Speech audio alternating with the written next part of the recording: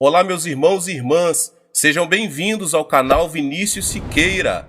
E se você ainda não é inscrito aqui no canal, se inscreva aqui no canal e não esqueça de ativar o sininho das notificações. Todos os dias são postados vídeos abençoados aqui no canal, para te abençoar. Vamos a mais uma palavra do Senhor. Leonard Ravenhill, por que tarda o avivamento? Harnack definiu o cristianismo como algo muito simples e muito sublime. Viver no tempo e na eternidade sob o olhar de Deus e com a ajuda dele.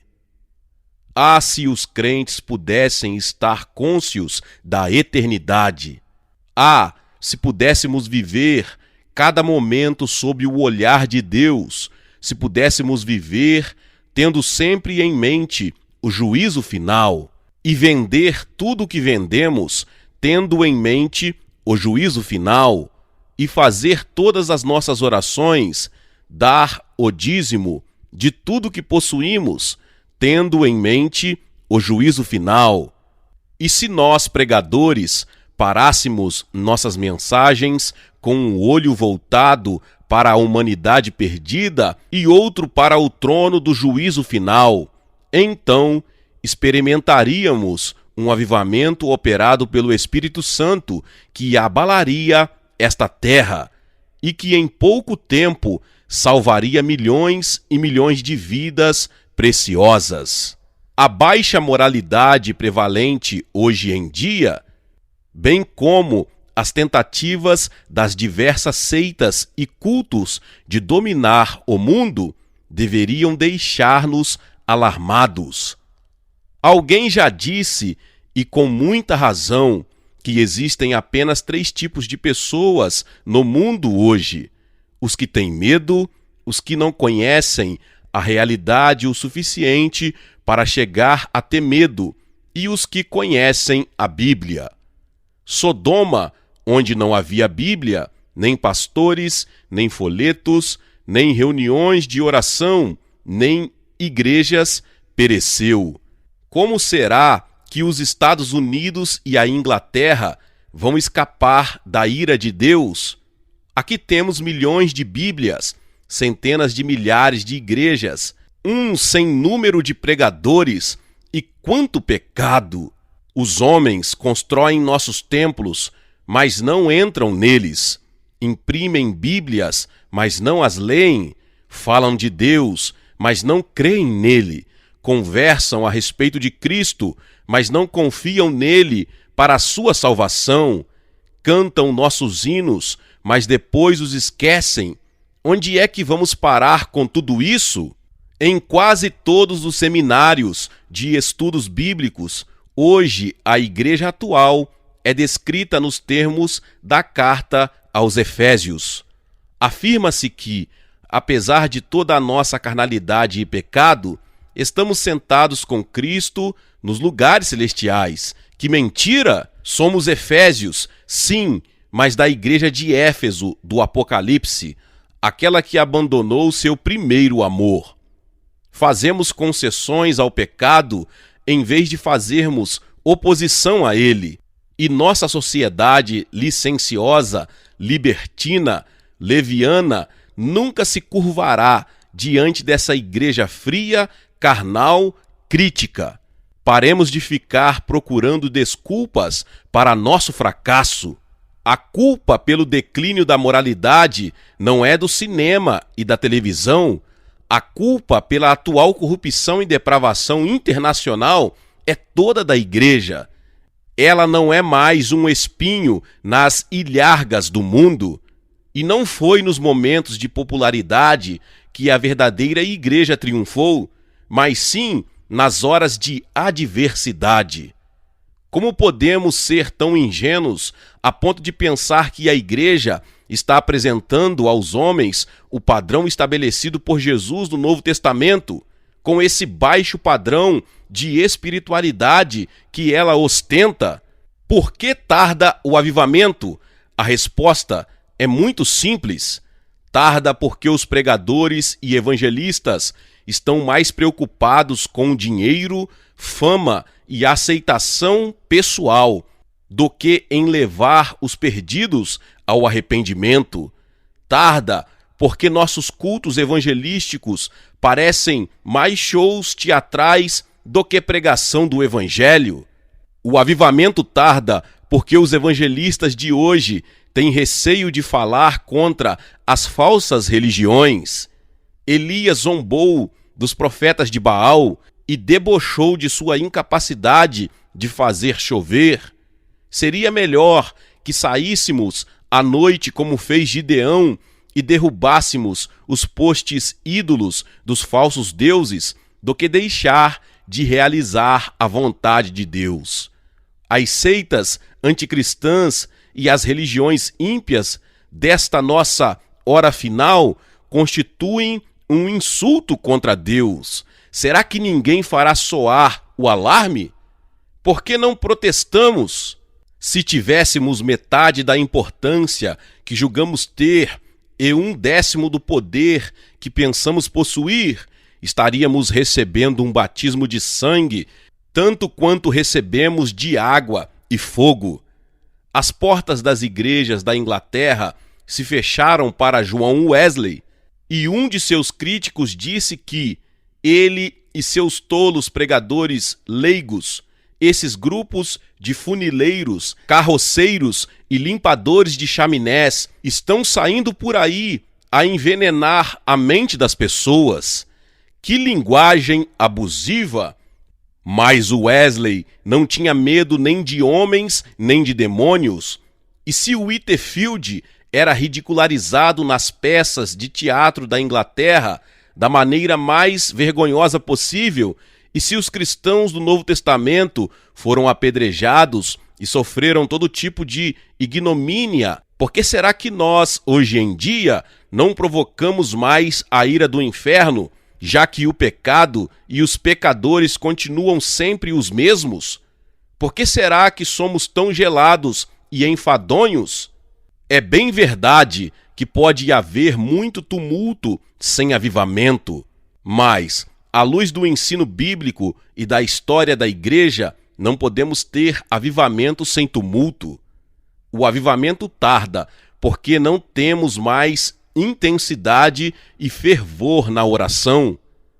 Há algum tempo, um famoso pregador, ao iniciar uma série de conferências, fez a seguinte declaração: "Vim para esta série de conferências com grande desejo de orar.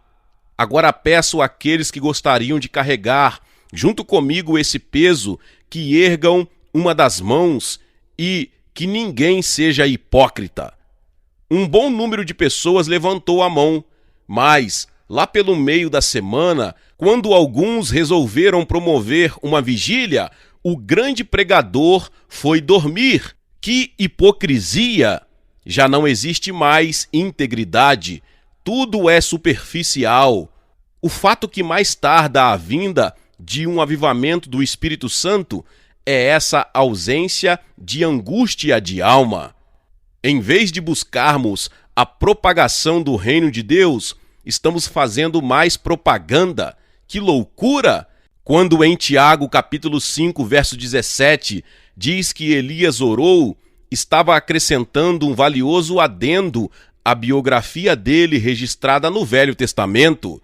Sem essa observação, ao lermos ali, Elias profetizou, concluiríamos que a oração não fez parte da vida dele. Em nossas orações, ainda não resistimos até o sangue? Não mesmo. Como diz Lutero, nem ao menos fizemos suar nossa alma. Oramos com uma atitude tipo, o que vier está bom, deixamos tudo ao acaso. Nossas orações não nos custam nada, nem mesmo demonstramos forte desejo de orar. Fica tudo na dependência de nossa disposição, e por isso oramos de forma intermitente e espasmódica. A única força diante da qual Deus se rende é a oração. Escrevemos muito sobre o poder da oração, mas ao orar, não temos aquele espírito de luta. Nós fazemos tudo, exibimos nossos dons espirituais ou naturais, expomos nossas opiniões políticas ou religiosas, pregamos sermões ou escrevemos livros para corrigir desvios doutrinários. Mas quem quer orar e atacar as fortalezas do inferno? Quem irá resistir ao diabo? Quem quer privar-se de alimento, descanso e lazer para que os infernos o vejam lutando, envergonhando os demônios, libertando os cativos, esvaziando o inferno e sofrendo as dores de parto para deixar atrás de si uma fileira de pessoas lavada pelo sangue de Cristo? Em último lugar, o avivamento tarda, porque roubamos a glória que pertence a Deus. Reflitamos um pouco sobre essas palavras de Jesus: eu não aceito glória que vem dos homens. Como podeis crer, vós, os que aceitais glória uns dos outros, e contudo não procurais a glória que vem do Deus único? João capítulo 5, versos 41 e 44. Chega de toda essa autopromoção nos púlpitos. Chega de tanto exaltar meu programa de rádio, minha igreja, meus livros. Ah, que repulsiva demonstração carnal vemos nos púlpitos. Hoje temos o grande privilégio, e os pregadores aceitam isso? Não, eles já o esperam, e só esquecem de que só estão ali pela graça de Deus. E a vaidade é que, quando ouvimos tais homens pregar, notamos que nunca ficaríamos sabendo que eram tão importantes se não tivessem sido apresentados como tal. Coitado de Deus, ele não está recebendo muita glória. Então, porque ele ainda não cumpriu sua terrível, mas bendita ameaça de que iria vomitar-nos de sua boca? Nós fracassamos, estamos impuros, apreciamos os louvores dos homens, buscamos nossos próprios interesses. Ó Deus, liberta-nos dessa existência egoística, egocêntrica, dá-nos a bênção do quebrantamento. O juízo deve começar por nós, pelos pregadores. O Evangelho não é uma história velha contada e recontada. Não, é o fogo do Espírito que arde em nós, alimentado pelas chamas do amor eterno. E ai de nós se esse fogo baixar pelo fato de não avivarmos o dom de Deus que há em nós. Doutor R. Moffat Goldrake. O maior milagre ocorrido naquele dia de Pentecostes foi a transformação que se operou nos discípulos que aguardavam a promessa de Deus. Aquele batismo de fogo transformou a vida deles. Samuel Chadwick. O verdadeiro sinal do cristianismo não é uma cruz, mas uma língua de fogo. Samuel Chadwick. O Evangelho é um fato, portanto, vamos expô-lo com simplicidade. O Evangelho é alegre, portanto, vamos falar dele com alegria. Ele nos foi confiado, portanto, vamos expô-lo com fidelidade. É a maior manifestação de um momento infinito, portanto, vamos expô-lo fervorosamente. Fala de um infinito amor, portanto, vamos expô-lo com sentimento. É de difícil compreensão para muitos, portanto, vamos expô-lo com ilustrações. O Evangelho é a revelação de uma pessoa, portanto, vamos pregar a Cristo. Archibald Brown.